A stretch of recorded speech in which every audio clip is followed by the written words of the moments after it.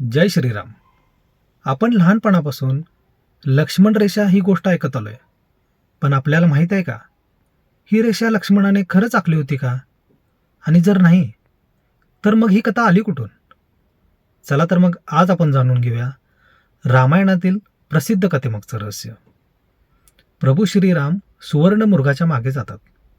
मा सीता लक्ष्मणाला सांगते, प्रभू श्रीरामांच्या मदतीसाठी निघून जा. लक्ष्मण मा सीतेला समजावतो आणि प्रभू श्रीरामांच्या शोधण्यासाठी निघून जातो. त्यानंतर रावण साधूच्या वेशीत येऊन मा सीतेचं हरण करतो. आणि इथेच खरी गोष्ट सुरू होते.